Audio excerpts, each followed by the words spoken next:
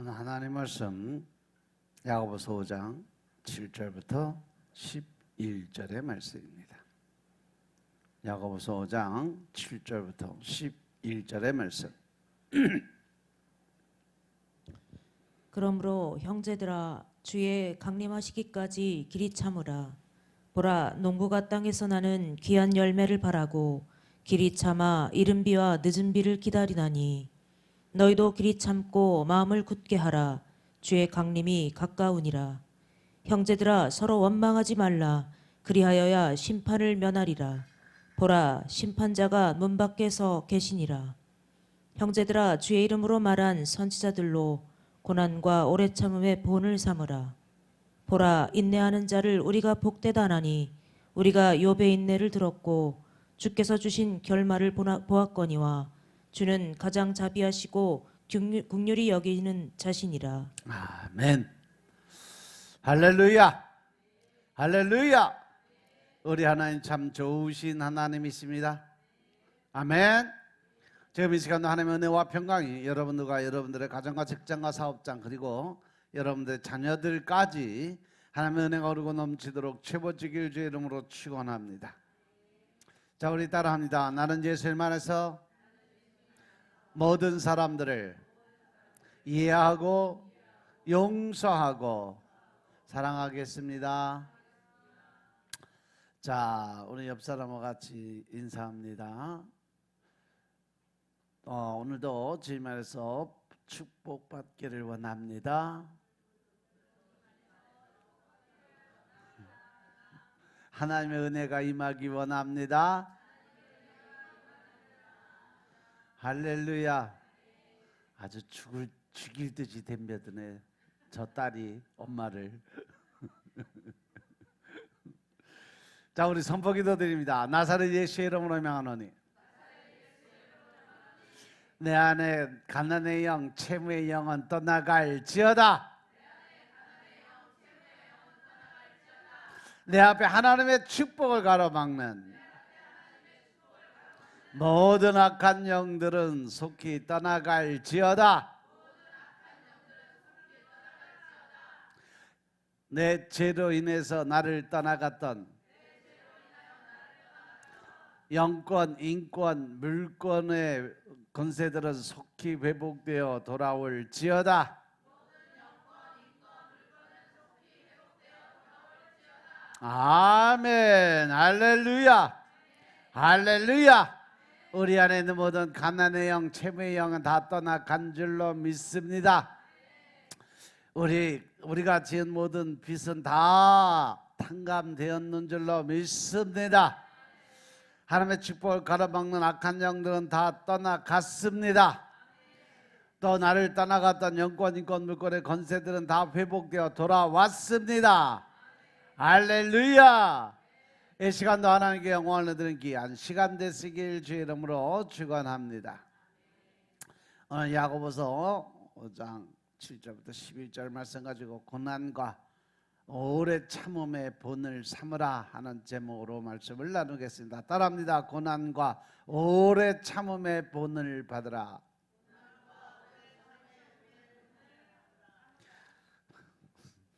고난과 오래 참음의 본을 삼으라. 할렐루야. 앞에 써놓고 읽으라고 그랬는데 그것도 버벅거리네. 참.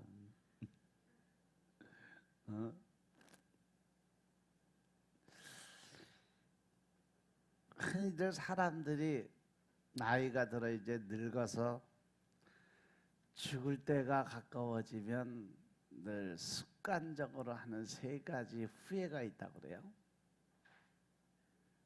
첫째는 나 혼자만 먹지 말고 남에게도 좀 베풀고 살 걸 하고 후회한다고 그래. 늘 나만 생각해서 우선 내가 먼저 먹고 남는 거, 또 그나마도 더 모으기 위해서 그것도 끌어모으느라고 그냥 아주 영끌을 하는 사람들도 있어. 맨날 손에 쥘 줄만 하지 손바닥을 피지 못하는 사람들. 그래서 어디 가서 그냥 뭘 먹어도 절대 자기는 돈 안 내. 꼭 누가 내줘야 돼. 그리고 끝까지 자기 거는 아까운 줄 아는데 남의 건 절대 아까운 줄을 몰라. 그러니까 당연히 나는 얻어먹는 게 편안한 거고 당연히 네가 돈 쓴 건 당연한 거다라는 생각을 가지는 사람들이 참 많아. 그게 나중에 되면 다 후회할 일이요. 최소한 내가 남에게 얻어먹는 것보다는 사주는 게 더 난 그러한 세상을 살아야 돼. 하나님도 그러시잖아요. 받는 자보다 주는 자가 더 복되다. 아멘. 여러분들은 항상 주먹 쥐지 말고 다 피시고 나누고 베푸는 삶을 사시기 주님으로 축원합니다. 할렐루야. 그러면 저는 주고 싶어도요 줄 게 없어요. 왜 없어? 여러분들의 마음이라도 드리세요. 그러면 물질 생깁니다. 물질 드리시면 은혜가 임합니다.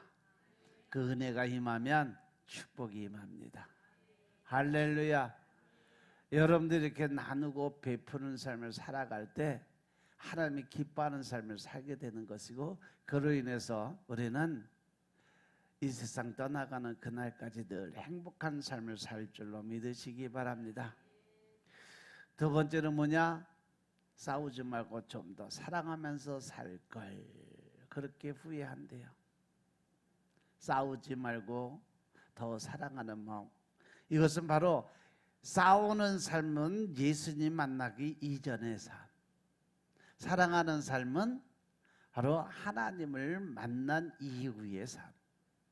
그래서 우리가 하나님을 모르고 살아가는 사람들은요 늘 마음속에 불평, 원망, 미움, 증오가 가득하게 살아요. 그래서 뭘 해도 내 마음속에서 항상 뭐가 있어? 저 사람이 잘 되는 꼴을 못 보는 거예요. 그래서 늘 그 사람들에게 복수하고 원수 갚을 생각하고 늘 그러한 증오의 생각을 갖고 살아가니까 그 안에서 사단이 역사를 하면 결국은 내 몸만 망가져. 내 삶만 꼬여. 그래서 인생이 피폐해지고 힘들어지고 어려운 삶을 살 수밖에 없어요. 이젠 우리가 서로 사랑할 수 있는 마음 가지시길 주님으로 축원합니다. 여러분들이 늘 예배드리면서 고백하는 것처럼 늘 이해하고 용서하고 사랑할 수 있는 마음을 가지시는 여러분들 되시길 주의 이름으로 축원합니다. 그래서 나중에 세상의 마지막이 될 때 내가 하나님 앞에서 당당하고 떳떳하게 내가 이렇게 열심히 하나님의 말씀에 순종하고 살았습니다 하고 당당하게 설 수 있는 자리에 서기를 주의 이름으로 축원합니다. 세 번째는 뭐냐? 바로 헤어지지 말고 좀 더 참고 살걸. 이러한 후회를 한다고 그래요. 헤어지지 말고 좀 더 참고 산다는 것은 물론 부부의 관계에서도 그렇지만 서로 인격관계가 더 큰 비중을 차지해요. 사람들 우리가 늘 만나고 헤어지게 되어 있는데 하나님의 섭리가 그래요. 아담이 혼자 있는 것이 하나님 보시기에 참 안 좋아서 그래서 그를 깊게 잠들게 만드시고 그의 인생의 반려자를 세워주세요. 그것이 바로 하와예요. 그래서 둘이 협력해서 선을 이루어가며 살아가라고 하나님이 명령을 했습니다. 그것처럼 우리가 이 땅에 살아가는 것은 자존의 삶을 살 수 없게 만들었어요. 우리는 사람은요 늘 공존의 삶을 살게 돼 있어요. 그래서 한자에 보면 사람 인자가 혼자 이렇게 설 수는 없어. 혼자 놔두면 쓰러져요. 그래서 밑에 받침대가 있는. 그래서 서로 기대고 받쳐주고 그렇게 살아가는 것이 사람이다라고 표현하는 것이 사람 인자예요.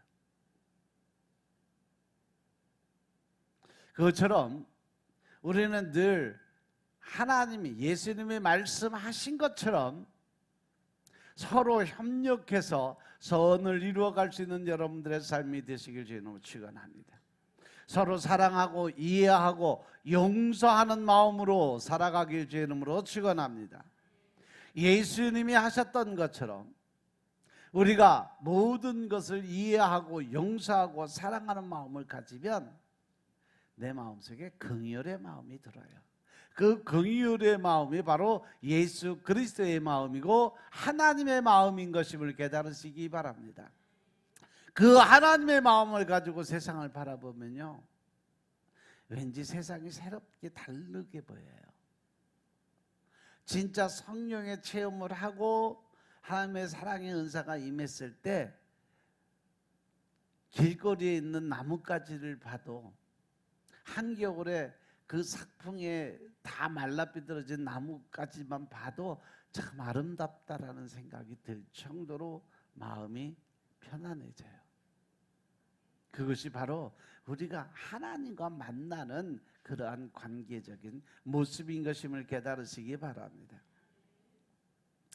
그래서 이러한 내용들을 모르고 살아가는 대부분의 사람들이 소탐대실이라는 말처럼 지극히 작은 사소한 것에 욕심을 내고 싸우다가 큰, 즉 내게 주어진 가장 행복한 그러한 삶, 즉 하나님이 주신 권세와 능력의 삶을 잃어버리고 나서 나중에 후회를 하게 된다라는 거죠. 믿습니까? 그런데 그렇게 살아가는 것이 결코 쉬운 건 아니에요. 그만큼 내 안에 뭐예요? 내려놓음이 있어야 돼요. 나를 포기할 수 있어야 돼요. 내 생각과 내 뜻, 내 방법, 이것을 버려야 돼요. 오래전 스페인 바르셀로나 그 올림픽 마라톤에서 금메달을 딴 황영조 선수의 간증을 들어보니까 그 황영조 선수가요, 훈련할 때 너무 힘들었대. 매일 똑같은 방법으로 똑같이 그냥 달리기만 하니까, 그 주로 마라톤은 차도를 달리잖아요. 너무 힘들어서 차라리 저 차로 뛰어들어서 죽었으면 좋겠다 하는 생각이 들 정도로 힘들었다 그래요. 이처럼 세상에서 성공하려면 우리는 보통 인내를 가지고는 세상에 성공할 수 없어요. 거기에는 반드시 필요한 게 뭐냐? 내가 죽어야 돼요. 세상을 바라보는 눈이 막혀야 돼요.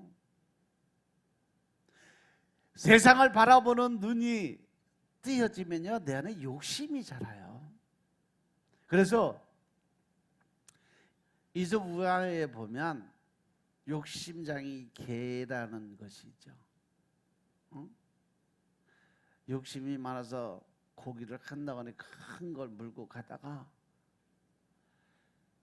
개울가 다리 위에서 보니까 물속에 개새끼 한 마리가 큰 고기를 물고 있더래.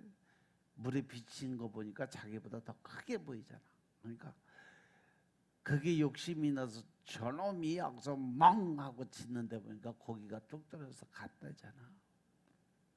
결국은 욕심 내다 보면 내가 가진 것도 다 빼앗긴다라는 그러한 우화의 이야기예요. 우리가 내 안에 있는 욕심, 현실을 바라보는 눈, 당장 눈앞에 이 작은 것에 치중을 하다 보면 1년 후, 2년 후, 5년 후, 10년 후에 내 모습을 찾을 수가 없어요. 현실만 바라보고 눈앞에 있는 것 쫓아가다 보면 결국 내게 남은 것은 아무것도 없게 된다는 사실 명심하시기 바랍니다. 그러한 사람들은 그래서 발전이 없어 늘 다람쥐가 쳇바퀴 돌아가는 것처럼 늘 그 자리에서 열심히 달리긴 달리는데 늘 그 자리에 있어. 앞으로 나아가지를 못해. 1년이고 2년이고 5년이고 10년이고 늘 그 자리에만 있어. 왜? 지금 내 앞에 보이는 현실만 봐서 그래요. 당장 눈앞에 보이는 이익만 바라보고 있으니까 그 뒤에 더 큰 힘들고 어려운 일들을 전혀 볼 수가 없다라는 거죠. 근데 현명한 사람은요, 최소한 한 달 후, 6개월 후, 1년 후, 10년 후를 바라볼 수 있는 눈이 띄어져야 돼요. 그래서 내가 이만큼 투자한 만큼 내가 거둬들일 수 있는 것도 이러한 거다라는 것을 하나님의 방법으로 계산할 줄 알아야 돼요. 그래서 여러분들이 말씀을 봐야 되는 거고, 그래서 여러분들이 기도를 드려야 되고, 그래서 여러분들이 하나님과 가까워져야 돼요. 늘 하나님과 대화할 수 있는 자리에 서야 돼요. 항상 이 주님의 전이 하나님을 만나는 처소가 되기를 주의 이름으로 축원합니다. 여러분들의 문제가 있을 때마다, 힘들고 어려운 문제가 생길 때마다, 또 내 안에 어렵고 고통스러운 문제가 생길 때마다 주님, 여러분들은 주님 앞에 나와 무릎 꿇고 하나님께 다 세세하게 아뢰을 때 하나님이 일하신다는 사실들 명심하시기 바랍니다. 그래서 우리는 끝까지 참고 인내하지 못하면 결코 인생의 성공의 담을 허물 수가 없다는 사실 명심하시기 바랍니다. 그런데 성경에 보면 우리 그리스도인들의 신앙생활에 있어서도 크고 강한 믿음을 얻기 위해서는, 그리고 나의 나쁜 습관들을 하나씩 고쳐가면서 주님을 닮는 모습으로 천국에 들어가서 상을 얻기 위해서 얼마나 많은 노력과 인내가 필요한지를 계속 설명해 주고 있어요. 하나님의 백성으로, 하나님의 자녀로, 하나님의 장자로 왕같은 제사장의 권한을 얻기 위해서, 세상의 신권을 얻기 위해서 너희들이 해야 될 것은 무엇이냐? 빌립보서 2장 12절부터 14절 보겠습니다. 빌립보서 2장 12절부터 14절에 보겠습니다. 그러므로 나의 사랑하는 자들아, 너희가 나 있을 때뿐 아니라 볼륨 좀 크게 해라. 그러므로 나의 사랑하는 자들아, 너희가 나 있을 때뿐 아니라 더욱 지금 나 없을 때에도 항상 복종하여 두렵고 떨림으로 너희 구원을 이루라. 너희 안에서 행하시는 이는 하나님이시니 자기의 기쁘신 뜻을 위하여 너희로 소원을 두고 행하게 하시나니 모든 일을 원망과 시비가 없이 하라. 아멘. 할렐루야. 할렐루야. 우리가 하나님과 가까워지기 위해서는 너희가 나 있을 때뿐 아니라 더욱 지금 나 없을 때도 항상이요, 언제나 복종하고 두렵고 떨림으로 너희 구원을 이루라고 말씀하세요. 너희 구원을 이루라는 명령을 하심을 깨달으시기 바랍니다.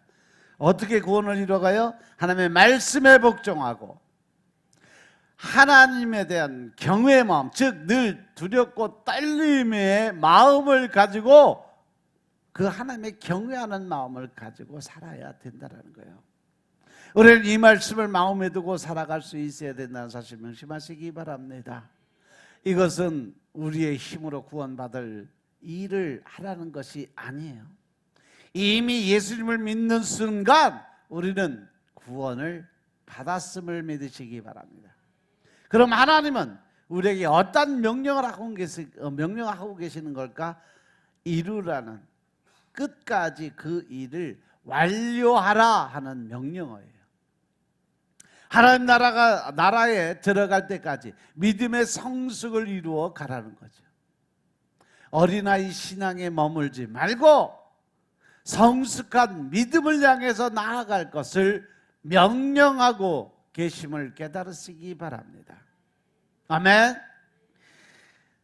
1년이 돼도 5년이 돼도 10년이 돼도 늘 애기신앙 가지고 있는 사람이 있어요. 자기 스스로 할 수 있는 것이 아무것도 없어. 누군가 꼭 해줘야 돼.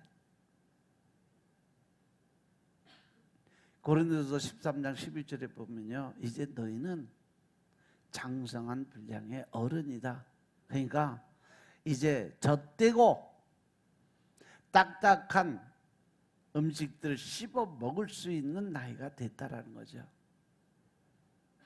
아멘.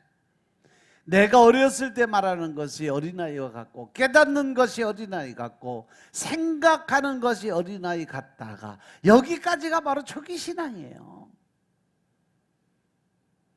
우리가 하나님을 믿고 예수를 믿는 그 자리예요.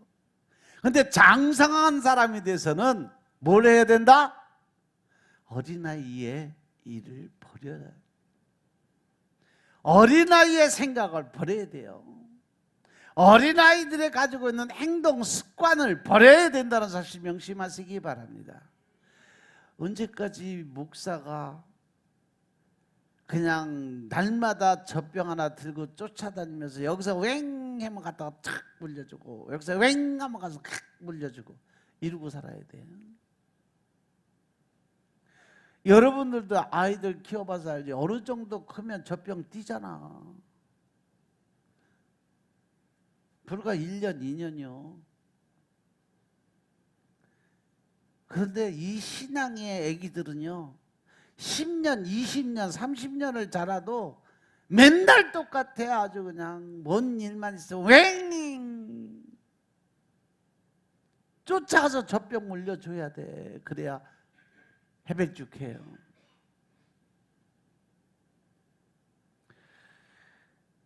이제 어린아이의 신앙에 머물지 말고 성숙한 믿음을 향해서 나아가는 여러분들 되시길 주님으로 축원합니다.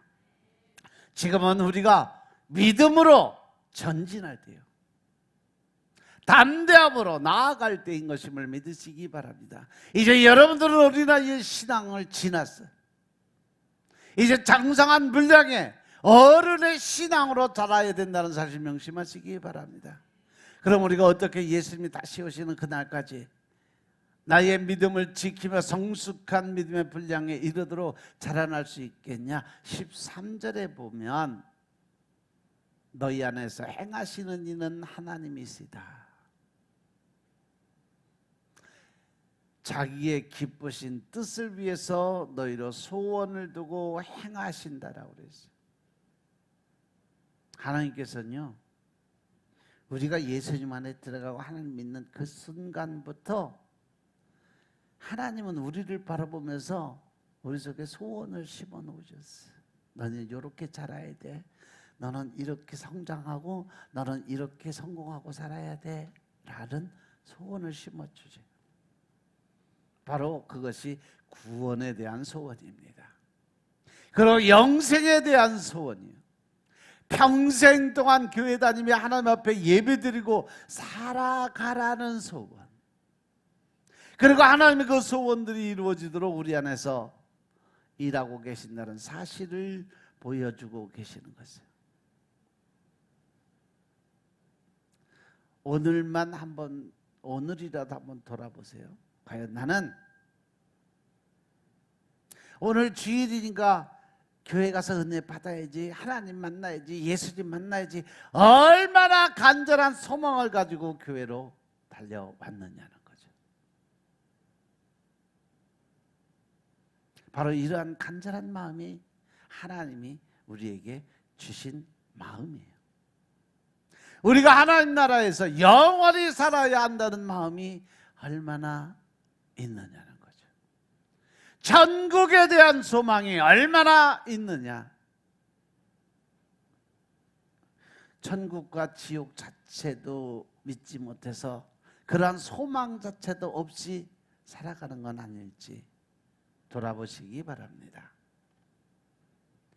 우리가 천국을 향한 소망을 가지고 또 하나님의 주신 평안과 위로의 마음을 가지고 살아갈 수 있도록 하나님은 우리에게 소망을 심어 두셨음을 깨달으시기 바랍니다. 그리고 그 마음에 따라서 순종하며 살아갈 수 있는 능력을 우리에게 주셨습니다. 즉 우리가 감당할 수 없어서 믿음에서 실패하는 것은 아니라는 말씀이에요. 믿음으로 세상을 이기고 살아가는 일에 실패할 수밖에 없는 이유는 없습니다.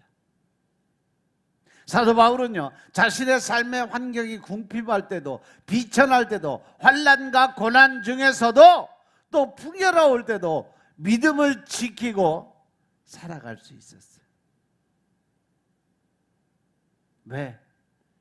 그는 마음속에 확고한 신념이 있었어요. 그것이 믿음이에요. 능력 주시는 자 안에서 내가 모든 것을 할 수 있다라는, 오직 예수, 오직 한 길에 오냐는 믿음이 그 마음속에 있었기 때문에 아무리 힘들고 어려운 자리에, 또 기쁘고 즐거운 자리에 있다 할지라도 하나님을 경외하는 마음을 버린 적이 한 번도 없다는 거죠. 믿음의 성숙을 이루기 위해서 늘 수고하고 헌신하는 마음을 가지고 살았음을 깨달으시기 바랍니다. 그래서 우리도 12절에 기록되어 있는 것처럼 늘 두렵고 떨리는 마음, 하나님을 경외하는 마음으로 구원을 이루어가는 삶을 살아갈 수 있어야 한다. 우리가 믿음에 실패하는 이유는요, 바로 우리의 책임이라는 사실을 알고 살아야 된다는 겁니다. 하나님을 믿고 안 믿고는 이미 태초부터 하나님이 정해주신 자유선택 의지에 의해서 이미 결정권은 나한테 와 있기 때문에 그 모든 책임은 누구한테 있다? 나한테 있다. 왜? 내가 결정해서 나아간 사실이니까. 하나님이 주시는 마음도 있고 하나님이 공급하시는 믿음으로 살아갈 수 있는 능력도 있음에도 불구하고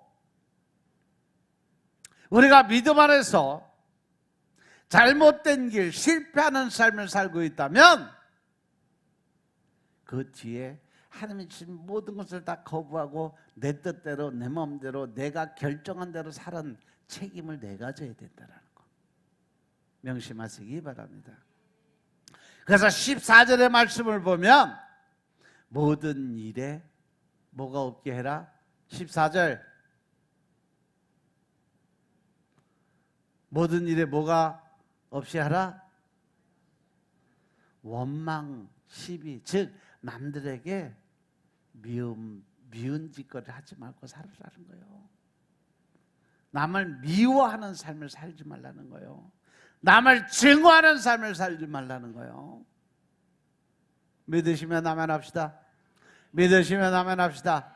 하나님의 주신 거룩한 소원에 순종하며 살아가는 마음을 가지라는 거예요. 구원에 대한 소원과 천국에 대한 소원을 이루어가는 일에 순종해야 돼요. 교회를 위한 거룩한 봉사와 헌신의 소원을 이루어가는 일에 순종할 수 있어야 된다는 사실 명심하시기 바랍니다. 그리고요, 하나님이 주신 은혜, 또 평강, 위로의 삶을 살기 위해서는요, 내 마음속에 원망하는 마음을 갖지 말아야 된다라는 거죠. 그래야 내가 영적으로 육적으로 건강한 삶을 살아갈 수 있다라는 거죠. 믿으시면 아멘 합시다. 우리가 육신이 곤고하고 힘들고 매일 병에 찌들어 살고 통증에 찌들려 살고, 이 모든 것은 내 마음속에 뭐가 있기 때문에? 미움과 증오가 있기 때문에 그렇다. 따라서 내 마음속에 평안과 위로의 마음, 또 내 육신이 편안한 삶을 살기 위해서는 제일 먼저 내 안에 뭐가 없어야 된다? 미움과 증오의 마음. 남을 비판하고 판단하고 정죄하는 마음. 그러므로 인해서 하나님의 쌓은 죄를 회개해 드리고 다시는 그 일을 안 하게 노력하는 삶을 살아갈 때 우리 육신은 다시 회복되어 돌아올 줄로 깨달으시기 바랍니다. 아멘. 내가 한 일에 대해서 또 열심히 헌신하고 봉사한 것에 대해서 당장 눈앞에 내 앞에 자기 뜻대로 이루어지지 않고 또 특별한 어떤 이익이 생기지 않는다 그래서 불평하고 원망하는 삶을 살지 말라는 거예요. 우리의 믿음의 수고가 헛된 것처럼 보이지라도 절대 하나님은 뭐가 없다? 공짜가 없는 분이시다. 할렐루야. 그렇기 때문에 늘 하나님은 우리의 모든 것을 책임져 주신다는 사실 명심하시기 바랍니다. 그래서 늘 원망하지 말고 마음에 있는 거룩한 소원을 이루어갈 수 있는 일에 수고와 노력을 다 해야 될 줄로 믿으시기 바랍니다. 빌립보서 1장 6절에 보시면 너희 속에 착한 일을 시작하신 이가 그리스도 예수의 날까지 이루실 줄을 우리가 확신한다라고 기록이 되어 있어요. 우리를 교회에 나오게 하신 분이 하나님이세요. 예수님을 믿게 만드신 분이 하나님이세요. 그분이 우리로 하여금 봉사하며 소망 중에 헌신하게 하시는 분이심을 깨달으시기 바랍니다.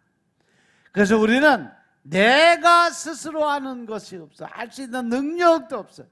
늘 하나님이 주시는 힘으로, 하나님이 주시는 마음으로, 하나님이 주시는 권세로 우리가 살아갈 수 있음을 깨달으시기 바랍니다.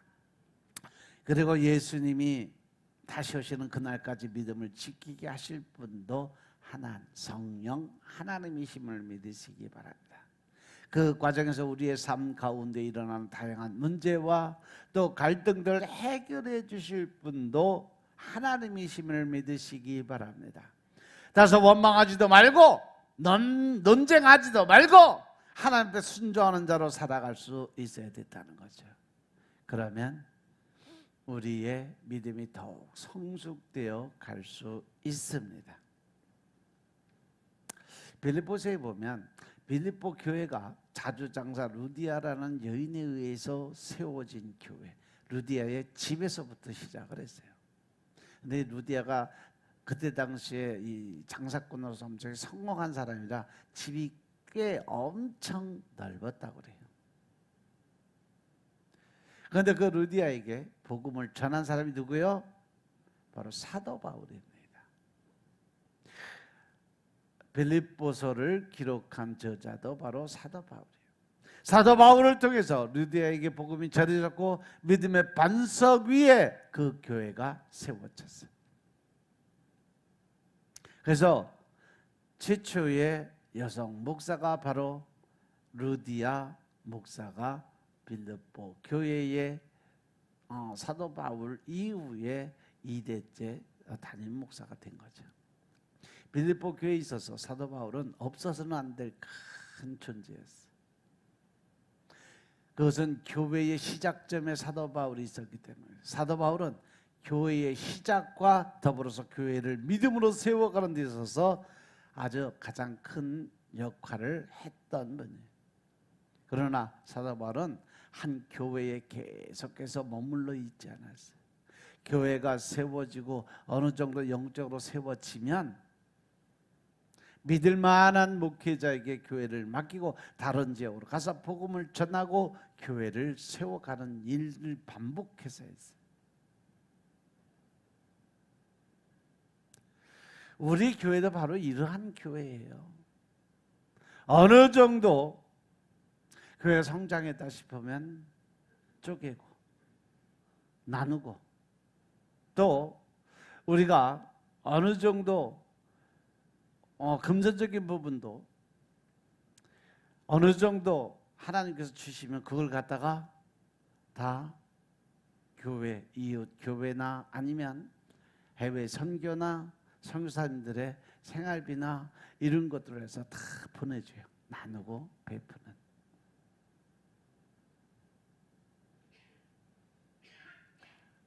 제가 돌아서 가만히 생각을 해봤어요. 저녁에 한 20년 동안 해외 선교로 쓴 돈이 어느 정도 될 것 같아요, 여러분들?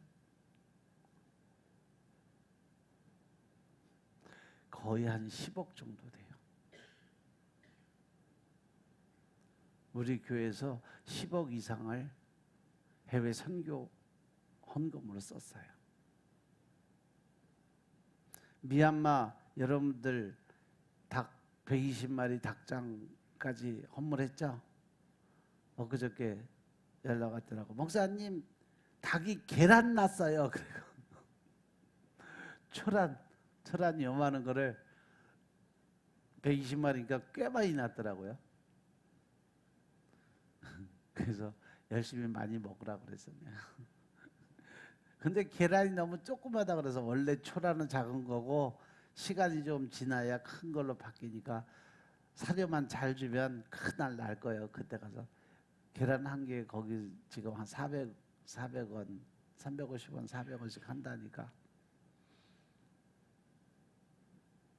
계란 뭐 하루에 한 5, 60개씩만 놔도 거기서는 고아원 하나 운영할 수 있는 자금 돼요. 그리고 한 1, 계란 닭이 뭐 자라서 한 2년 많이 나요. 한 3년 그 정도 되면 노게 돼요.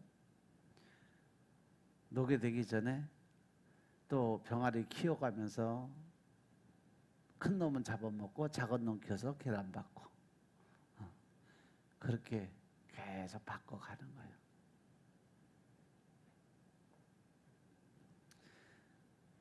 우리가 열심히 헌신하고 봉사하고 드려지면 그것을 통해서 다른 사람들이 먹고 사는 길이 열려요. 돈 500만 원, 1000만 원 그냥 필요한 데 쓰라고 주면 그것이 그걸로 끝나지만 지금 여러분들처럼 그들이 먹고 살 길에 대한 본질을 지원해 주면 그것을 통해서 계속 그들이 성장해 갈 수 있는 그러한 길을 만들 수 있어요. 옛날 어른들 얘기가 있잖아요. 생선을 잡아다 주기보다는 생선 잡는 법을 가르쳐라. 그래야 그들이 성장해 갈 수 있다라고 얘기했잖아요. 그래서 우리는 벌써 5년, 10년 전서부터 이미 하나님이 그 방법을 택해서 미얀마에도 저 웅덩이 파서 저수지 만들고 그곳에 물고기 키우는 것부터 시작해서 이번엔 닭. 필리핀에도 거기는 또 돼지나 닭을 잘 키우면은 돈 돼서 지원해 주려고 그랬더니 그쪽에서 거부를 했어요. 귀찮다 이거지. 그러면 두 번 다시 얘기 안 해요. 저는 준비되지 않으면 절대 성공할 수가 없어요. 준비된 자들만이 얻을 수 있는 기회죠.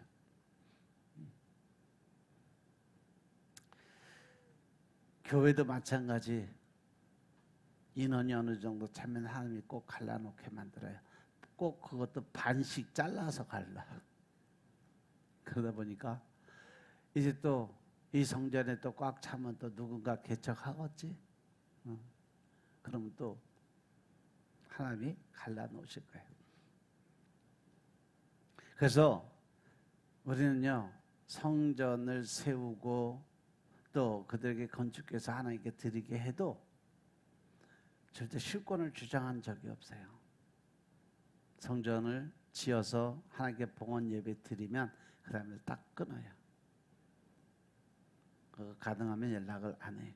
나중에 어느 정도 시간이 지나서 자생하고 나면 그 다음에 또 뭔가 도울 수 있는 자리에 들어가게 될 때 우리가 서로 연락을 해요.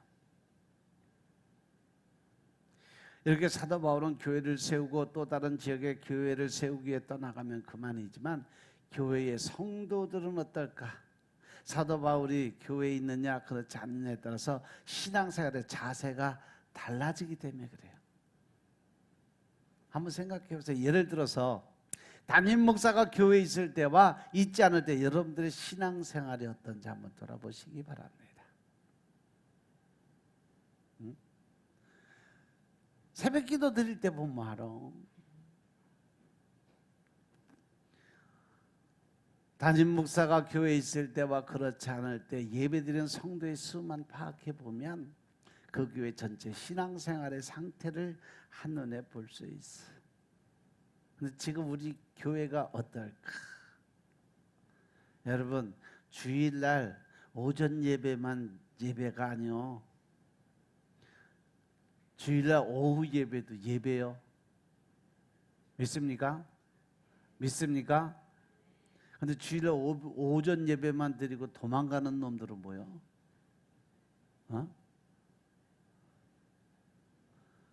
주일날 오후 예배 1시 반에 드려서 2시 반이면 다 끝나는데 1시간을 못 버티고 튀어?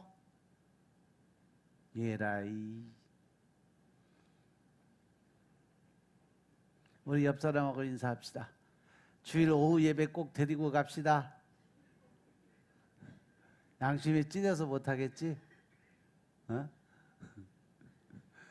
고개 숙이고 있는 사람들 고개 들고, 자, 옆 사람하고 다시 인사합시다. 주일 오후 예배 꼭 드리고 갑시다. 할렐루야.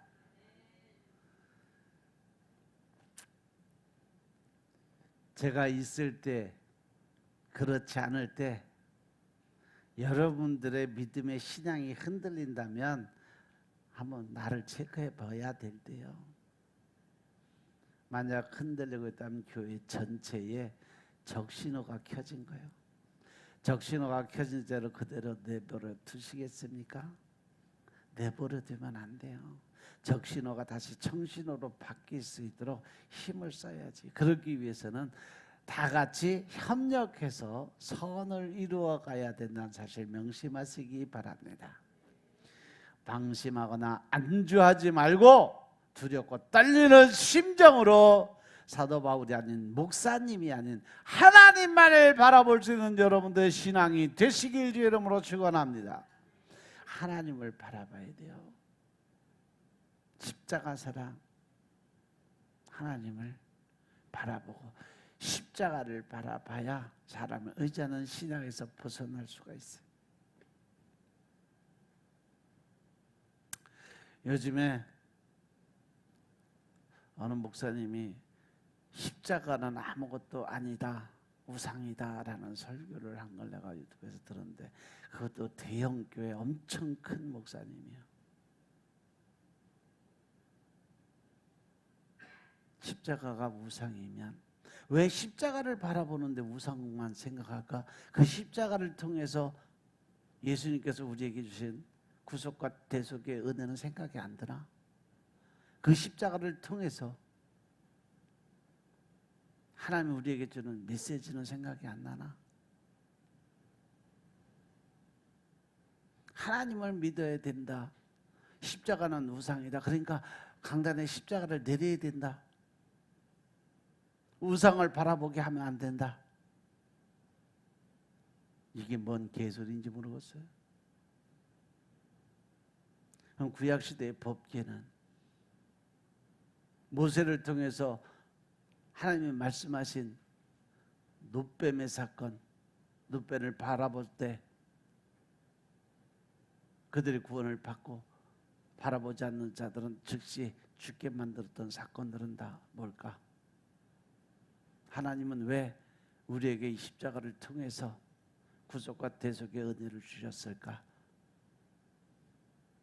십자가를 바라보면 왜 우상이라고 생각을 할까?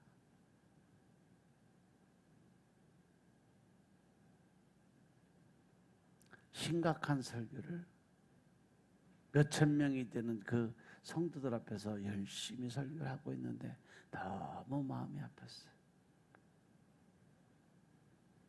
그렇게 십자가가 우상이면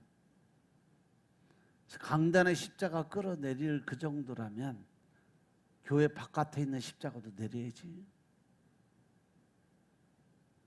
여기는 교회입니다 그러고 바깥에 십자가 더 걸어놓고 사람들 들어오게 만들고 안에 들어오면 여기는 예수님 없습니다 그러고 십자가 치워버리면, 강단 십자가 내릴 정도 되면 바깥에 있는 십자가, 저 간판 걸어놓은 교회라는 단어 자체도 다 빼버려야 돼요. 그 십자가를 통해서 사람들이, 믿지 않는 사람들이 하나님을 생각하고 예수님을 생각할 수 있는 그러한 어떤 일들을 다 없애버리는 거예요.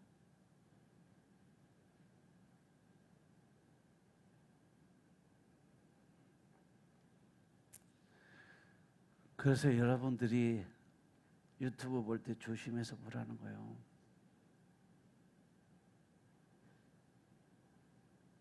심각한 얘기예요. 마지막 때에 하나님이 하신 말씀이 그대로 이루어져 가고 있는 거예요. 그러니까 WCC가 생기는 거고 NCCK가 생기는 거예요.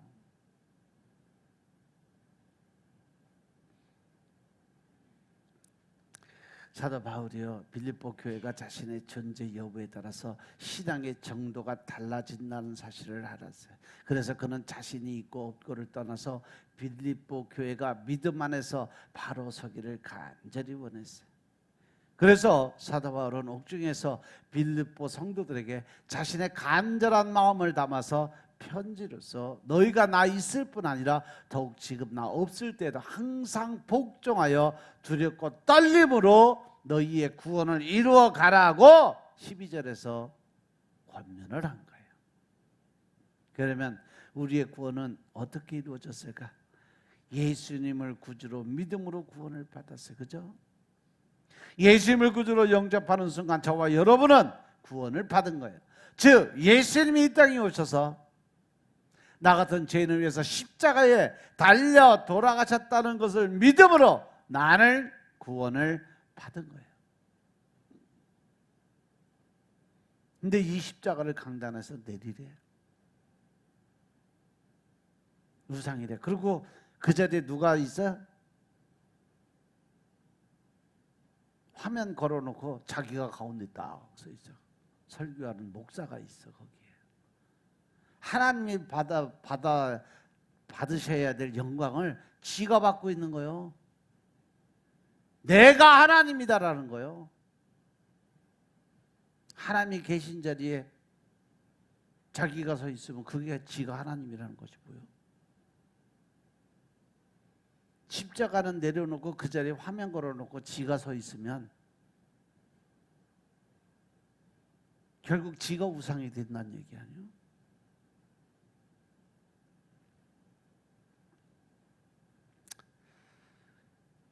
그래서 우리는 복음을 믿어서 구원을 받았다는 사실을 알면서도 때때로 내가 정말 구원을 받았을까 하는 의심을 해요. 믿음의 확신이 없어요. 그것은 나의 생활의 믿음이 약해진 거예요. 하지만 우리가 의심과 불신의 마음을 가지고 있어도 내가 약한 마음으로 흔들릴지라도 하나님은 우리를 구원하신 것에도 전혀 변함이 없다는 사실을 깨달으시기 바랍니다. 더 나아가서 우리들은 구원의 여정을 끝까지 믿음으로 걸어가서 하늘나라 갔을 때 완전한 구원에 이르게 된다는 사실도 명심하시기 바랍니다. 그런데 여기서 말하는 구원은요, 예수님을 그리스도로 영접한 순간 믿음으로 얻어진 칭의적 측면에서 구원뿐 아니라 한 걸음 더 나아가 성령으로 성결케 되어가는 성화적 측면에서 구원을 의미해서, 그래서 구원을 이루라는 말씀은 우리가 복음을 끝까지 지키면서 성화의 과정을 지켜가라는 의미예요.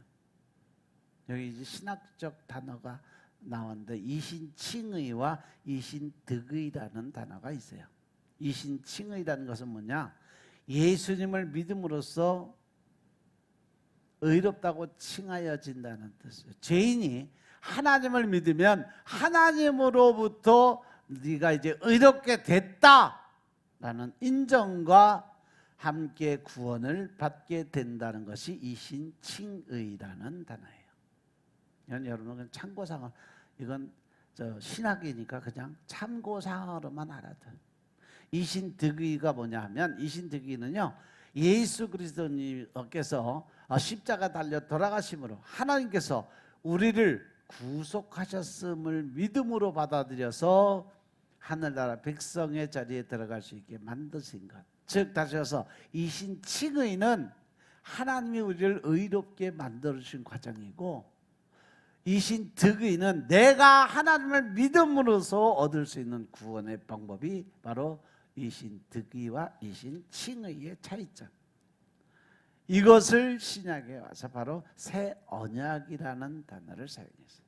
다시 말해서 하나님께서 예수님을 구주로 믿는 자에게 주신 구원의 은혜는 영생의 소망을 가지고 사는 것과 동시에 갈라디아서 2장 20절의 말씀처럼 내가 죽고 내 안에 계시는 예수님을 믿는 믿음으로 살아가는 거다라는 결론이 나와요. 내가 그리스도와 함께 십자가에 못 박혔나니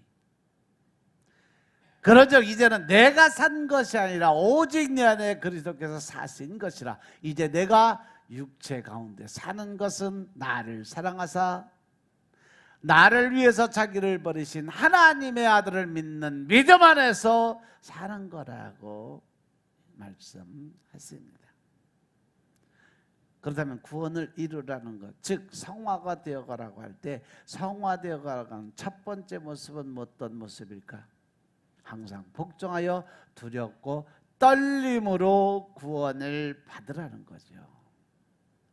사도 바울은요, 빌립보 교회 성도들에게 복종하여 구원을 이루어 가라고 말씀하십니다. 예수님을 믿고 구원받은 빌립보 성도들은요, 이제 복음에 합당한 생활을 지속해서 하나님을 기쁘게 하는 삶을 살아가라는 거예요. 제가 늘 기도드리면서 여러분들에게 오늘 하루도 하나님을 기쁘게 할 수 있는 하루의 삶 되게 하옵소서. 오늘 하루도 하나님을 웃으시게 만들 수 있는 하루가 되게 하여 주옵소서 기도드리는 이유는 바로 이거예요. 우리의 삶이 하나님을 기쁘게 하고 하나님을 웃게 만들 수 있는 삶을 살아간다는 것은 그만큼 우리가 하나님을 경외하는 마음이나 하나님을 두려워하는 마음을 갖지 않으면 생길 수 없는 일이에요. 여러분들이 부모님을 즐겁게 하고 기쁘게 하면 여러분들이 뭐가 생겨? 뭐가 생겨요? 부모가 물려주시는 모든 것이 다 내 거요. 근데 맨날 속색이고 사고나 치고 그러다가 부모님 만나서 용돈 달라고 뭐부터 날라와? 깃방맹이부터 날라오지. 하나님도 똑같아요.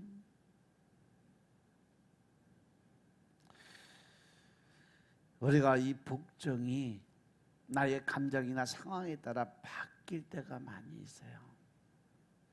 하나님께서 우리들 각자 삶 가운데 말씀하실 때 어떤 경우에는요, 그 말씀을 아멘으로 화답받아, 또 어떤 경우는 그 말씀에 대해서 듣던 미지근한 그런 반응을 보내요. 언제? 은혜가 충만하면 하나님의 말씀이 은혜스러워 아멘 아멘으로 화답하고 너무 기쁘게 받아들여. 근데 시험 들어봐. 저거 또 지랄하네. 저 새끼가 또 강단에서 뻥치고 있네. 그러고 앉아 있잖아. 왜 그럴까? 내가 처한 상황에 도저히 그 말씀을 아멘으로 받아들이고 인정하기 싫어지는 거예요. 왜? 내 안에 뭐가 찔려? 하나님이 주신 양심의 마음이 찔리기 때문에. 그러니까 자기 변명하고 자기 합리화하기 위해서 거기에 대적의 영이 훅 올라와. 그래서 하나님은 계속해서 말씀하시면 나는 안 들은 척하고 못 들은 척하고 말씀을 외면하고 살아가는 거예요.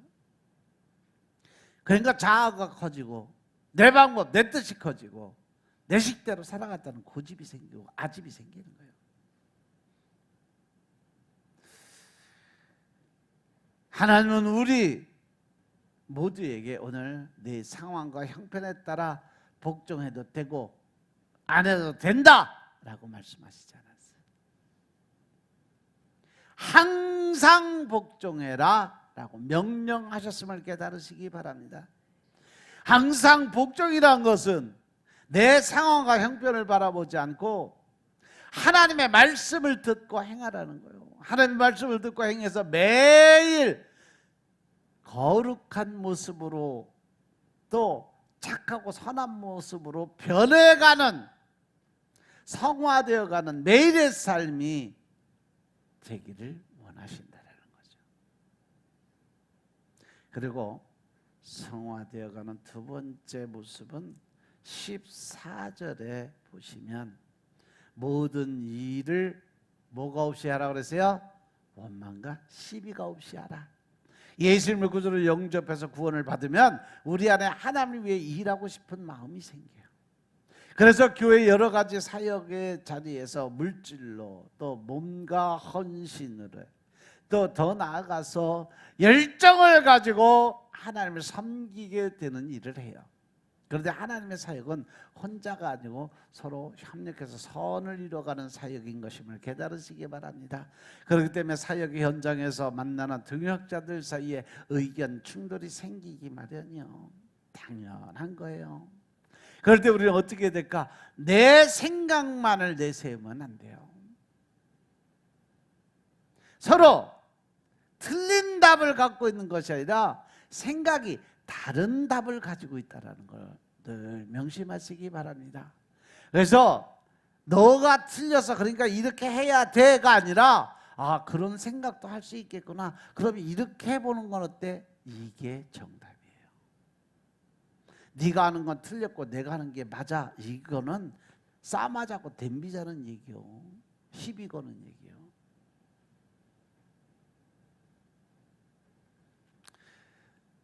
무조건적으로 내 생각만을 내세우다 보면 원망과 시비가 생길 수밖에 없어요.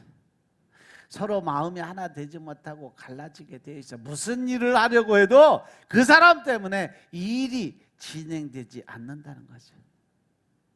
따라서 우리는 모든 일에 구원받는 자녀로서 원망과 시비가 없이 행함의 모습을 나타내야 된다는 사실 명심하시기 바랍니다. 그 일을 행하는 중도에 아무리 어려운 일이 생기더라도 하나님을 원망하지 말고 서로 다투는 일은 하지 마라. 출애굽한 이스라엘 백성들은 어려운 일이 생길 때마다 어떻게 되세요? 먹을 것이 없다고 마실 물이 없다고 모세에게 원망과 불평만을 쏟아냈어요. 그들은 문제를 해결할 생각은 조금도 하지 않고 모세를 찾아가서 너 때문에 우리가 지금 이런 어려운 일을 당했다고 원망과 불평을 쏟아냈어요. 그래서 모세를 아주 죽일 듯이 덤벼들었어요. 결국 모세를 향한 화살이 하나님을 향한 원망으로 번지기 시작을 합니다. 하나님을 향한 원망은 그들이 40년 동안 광야에서 방황하는 결과를 만들어 놨다는 사실 명심하시기 바랍니다. 아멘.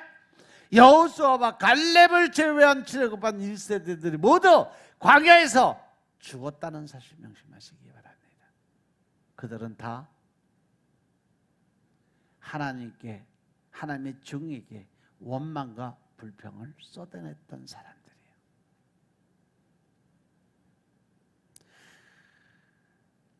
사랑하는 성도 여러분, 우리가 모든 일 가운데 원망과 시비가 없이 행하기를 주의 이름으로 축원합니다. 교회를 바라볼 때마다, 성도들을 바라볼 때마다, 목회자들을 바라볼 때마다 마음에 들지 않는 부분들이 분명히 있을 거예요. 그런데 주님이 주신 사랑으로 그럴 수도 있지 뭐 하다 보면 그럴 수도 있는 거야. 너그럽게 이해하고 용서하고 사랑하는 마음을 가지시길 주님으로 축원합니다. 아무리 어려운 일이 닥치더라도 하나님의 뜻을 바라보면서 입술로 범죄하지 아니하도록 늘 조심하시기 바랍니다. 하나님을 원망하거나 성도들 간에 서로 의심하거나 다투지 말고 온전히 인내해서 하나님께 맡기시기 바랍니다. 하나님께서 모든 일을 화평하게 해결해 가실 것을 믿으시기 바랍니다. 하나님은 오늘 말씀을 통해 하나님을 믿고 구원받은 우리에게 날마다 성화가 되어가라고 말씀하세요. 어떻게 성화가 되어야 될까? 첫째, 하나님의 말씀에 복종하라고 하십니다. 하나님은 내가 복종할 수 있느냐 그렇지 않느냐 하는 것을 내 기준이 아니라 어떤 상황에서 흔들림이 없이 말씀을 쫓아 거룩한 삶을 살기 원하신다는 거죠. 아멘. 나머지는 이따 오후 시간에 갑시다. 시간이 꽤 됐네 가다 보니까. 잠시 기도드리겠습니다. 아버지 하나님 감사드립니다. 오늘도 아버지의 은혜 가운데 우리가 모든 일에 원망과 시비가 없게 하라고 하신 말씀을 묵상케 하옵소서. 서로 협력해서 선을 이루어 가라고 말씀하신 거 기억하게 하시고, 내가 거룩하니 너희도 거룩하라 하신 말씀을 기억하게 하여 주옵소서. 그래 모든 일에 선한 영향력을 끼칠 수 있는 변화된 우리의 믿음 생활이 될 수 있도록 주님이 축복하옵소서. 오늘 하루도 온전하게 주님께 맡겨진 삶을 살게 하시고 더 그 능력의 종의 삶으로 변화될 수 있도록 주여 축복하옵소서. 모든 말씀 우리 주 예수 그리스도의 이름으로 감사드리며 기도되어 사옵나이다. 아멘.